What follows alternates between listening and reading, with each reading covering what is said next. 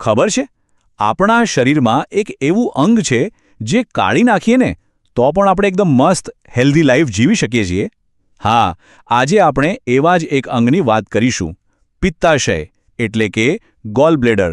દેખાવમાં સાવ નાનું, પણ ક્યારેક છે ને મોટી મોટી સમસ્યાઓનું ઘર બની જાય છે. તો સવાલ એ છે કે જ્યારે શરીરમાંથી કોઈ અંગ કાઢી નાખવામાં આવે તો પછી થાય શું? શરીર પર એની શું અસર પડે? ચાલો આપણે પિત્તાશયના કેસમાં આ આખી વાતને સમજીએ. એક એવું અંગ જે કામનું તો છે જ, પણ એના વગર આપણું જીવન અટકી નથી જતું. ઓકે, તો સૌથી પહેલાં ચાલો એ જાણીએ કે આ પિત્તાશય છે શું અને એનું કામ શું છે. પિત્તાશયને છે ને એક નાનકડી સ્ટોરેજ ટાંકી સમજી લો. આપણા લીવર એટલે કે યકૃતની બરાબર નીચે આમ છુપાઈને બેઠું હોય છે. અને એનું કામ શું? પાચન માટે એકદમ જરૂરી એવા એક ખાસ પ્રવાહીને જમા કરવાનું. અને આ જાદુઈ પ્રવાહી બીજું કંઈ નહીં પણ પિત્ત છે. અંગ્રેજીમાં જેને આપણે બાઇલ કહીએ છીએ. હવે વિચારો, આપણે કોઈ મસ્ત તળેલી ચરબીવાળી વસ્તુ ખાધી, જેવી એ પેટમાં પહોંચે, પિત્તાશય તરત સંકોચાય છે અને ફટાફટ પિત્તને નાના આંતરડામાં મોકલી દે છે. શેના માટે? જેથી એ બધી ચરબી આરામથી પચી જાય. પણ અહીંયા એક મજાની વાત છે. આ પિત્તાશય ભલે આટલું કામનું હોય, પણ એના વગર પણ જિંદગી આરામથી ચાલે છે. સાચે જ, દુનિયામાં લાખો લોકો એવા છે જે પિત્તાશય વગર એકદમ હેલ્ધી અને લાંબી લાઈફ જીવી રહ્યા છે. તો મનમાં સવાલ થાય કે જો આ અંગ વગર ચાલી શકતું હોય તો પછી એને શરીરમાંથી કાઢવાની જરૂર જ શું કામ પડે? વેલ, જવાબ એક જ શબ્દમાં છે: પથરી. પિત્તાશયની પથરી. અને આ આંકડો જુઓ, 80%. તમને જાણીને નવાઈ લાગશે કે જે લોકોને પિત્તાશયની પથરી હોય છે એમાંથી લગભગ 80% લોકોને તો ખબર જ નથી હોતી કે એમના શરીરમાં પથરી છે. આને કહેવાય સાયલેન્ટ સ્ટોન્સ. કેમ? કારણ કે વર્ષો સુધી કોઈપણ જાતની તકલીફ આપ્યા વગર બસ શાંતિથી અંદર પડી રહે છે. પણ પ્રોબ્લેમ ત્યારે શરૂ થાય છે જ્યારે આ શાંત પથરી પિત્તની નળીમાં જઈને ફસાઈ જાય. અને ત્યારે જે થાય છે એને પથરીનો હુમલો કહેવાય. મેડિકલ ભાષામાં કહીએ તો બિલિયરી કોલિક. અને આ દુખાવો એ કોઈ સામાન્ય દુખાવો નથી. એ અચાનક અને એટલો તીવ્ર હોય છે જાણે કોઈ પેટમાં છરી ભોંકી રહ્યું હોય. મોટા ભાગે આ દુખાવો પેટના ઉપરના જમણા ભાગમાં થાય છે.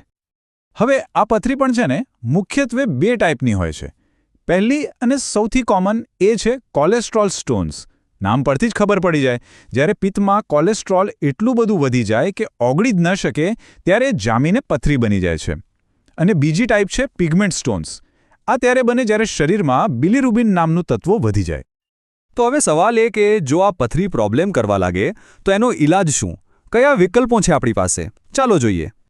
જો પથરી તકલીફ આપતી હોય તો એનો સૌથી પાક્કો અને કાયમી ઈલાજ છે સર્જરી. આ ઓપરેશનને કહેવાય છે કોલેસિસ્ટેક્ટોમી. હવે આમાં એક ખાસ વાત છે. સર્જન ખાલી પથરી નથી કાઢતા, એ આખું પિત્તાશય જ કાઢી નાખે છે. કેમ? જેથી ભવિષ્યમાં ફરીથી પથરી થવાનો કોઈ ચાન્સ જ ન રહે. પ્રોબ્લેમ જડમૂળથી ખતમ. અને આજકાલ તો મોટા ભાગની સર્જરી બહુ જ એડવાન્સ રીતે થાય છે, જેને લેપ્રોસ્કોપિક સર્જરી કહે છે. આપણે સાદી ભાષામાં કહીએ તો દૂરબીનવાળી સર્જરી. આમાં પેટ પર કોઈ મોટો ચીરો નથી આવતો. બસ નાના નાના કાણા પાડીને કેમેરાની મદદથી અંદર જોઈને પિત્તાશય કાઢી લેવાય છે. અને આનો સૌથી મોટો ફાયદો શું? રિકવરી એકદમ ફાસ્ટ થાય છે અને નિશાન પણ સાવ ઓછા રહે છે.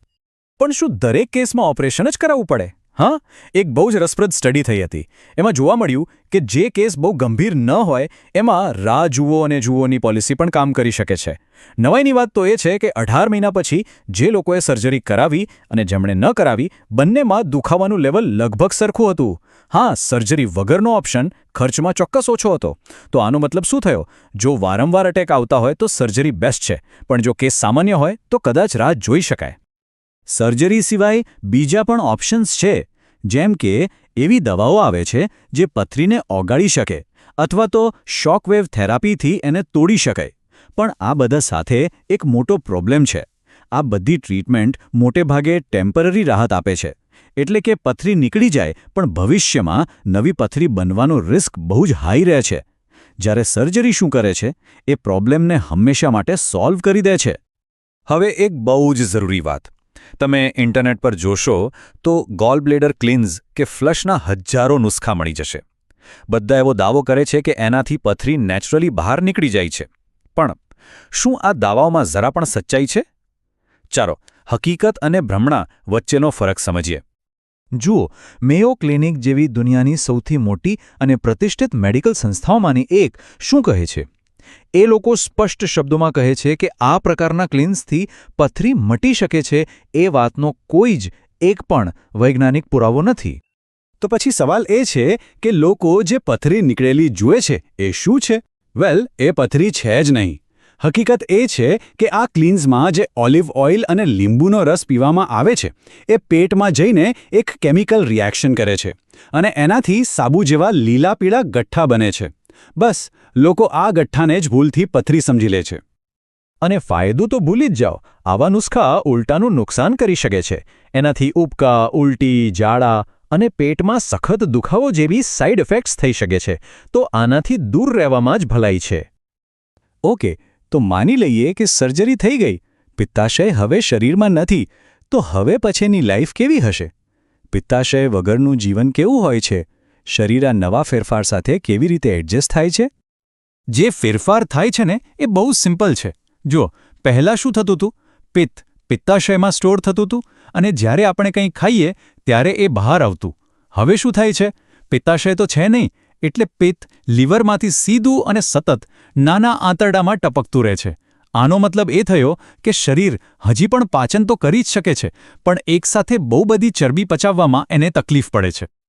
અને બસ આ જ કારણસર સર્જરી પછી ડોક્ટર્સ એક સલાહ આપે છે કે આખા દિવસના ડાયટમાં ફેટ એટલે કે ચરબીનું પ્રમાણ લગભગ 30%થી વધારે ન હોવું જોઈએ. જો આટલું ધ્યાન રાખવામાં આવે તો અપચો, ગેસ કે ડાયરિયા જેવી તકલીફોથી બચી શકાય છે. આહારમાં થોડા સિમ્પલ ફેરફાર કરવાથી બહુ મદદ મળે છે. જેમ કે તળેલી વસ્તુઓ ખાવાને બદલે ગ્રીલ કરેલી, બાફેલી કે બેક કરેલી વસ્તુઓ ખાવી.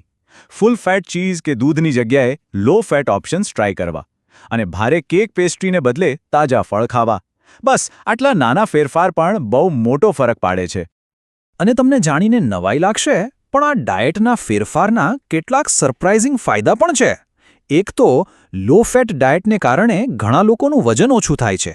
એટલું જ નહીં, લાંબા ગાળે આનાથી હાર્ટની બીમારીઓ, હાઈ બ્લડ પ્રેશર અને ડાયાબિટીસ જેવી મોટી બીમારીઓનું જોખમ પણ ઘટી શકે છે. અને સૌથી ઇમ્પોર્ટન્ટ વાત, પિત્તાશય કાઢવાથી ઉંમર પર કોઈ જ નેગેટિવ અસર નથી થતી. તો આ આખી વાત આપણને એક બહુ જ રસપ્રદ સવાલ પર લાવીને ઊભી રાખે છે કે શું અમુક કેસમાં શરીરનું કોઈ એક અંગ ગુમાવવાથી કોઈ વ્યક્તિ ખરેખર પહેલાં કરતાં પણ વધારે હેલ્ધી બની શકે છે? કારણ કે પિત્તાશયના કેસમાં એક પ્રોબ્લેમવાળા અંગને દૂર કરવાથી અને એના કારણે હેલ્ધી ડાયટ અપનાવવાથી એવું જ થતું જોવા મળે છે. ખરેખર વિચારવા જેવી વાત છે ને?